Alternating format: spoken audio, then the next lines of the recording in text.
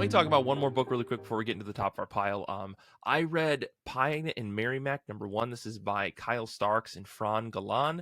The story is Linnea Kent is a woman who's seen the worst in the world. Her sister was kidnapped and killed when she was a child, and Linnea has set her life solving problems for other people as a private detective, mostly unloyal spouses and the occasional strange occurrence. Her husband is the strongest guy around, a former boxer turned absolute sweetheart. He and Linnea are deeply in love, and it's extremely corny. One day, when a young girl who looks similar to Linnea's sister is kidnapped, Linnea puts aside her aversion to darker investigations and decides this is her case to solve. There's a bit about Linnea trying to be a homicide police detective, and it didn't work out. She just couldn't she couldn't put her history past some of the harsh things she was seeing. But this book is it's a great mix of corny, funny, and action-packed panels. Like, if you've ever read Kyle Starks, you kind of know he's always bringing a bit of comedy to whatever he's writing. This book seems to be a really good mix of like action and really corny scenes between two people who are really in love, to the point where I was like, is this a bit? And it's like, no, that's how he's writing these people, and it's kind of cute.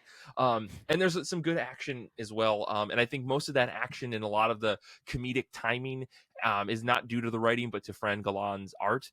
This book is if you look this artist up, you'll see that they do incredible like painted pages. And I don't know if this is digital or like actual like painted art, but man, oh man, like every single page is like jam packed with color and richness, and like all of the panels are perfectly placed in order to time things out with the lettering.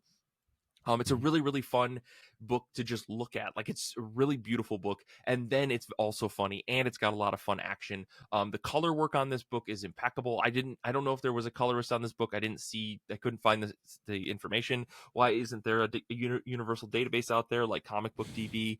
But anyways, this book is really great. I think if you're looking for a fun little action detective story, this is really fun. I'm really excited to see what Starks does with this book. This is one of those books where I said, all right, I'm intentionally spending my time trying to find a book that I think I'm going to enjoy, and I'm making harsh decisions on. If I don't like #1, I'm not going to just try #2. If you haven't sold me, I'm fucking out.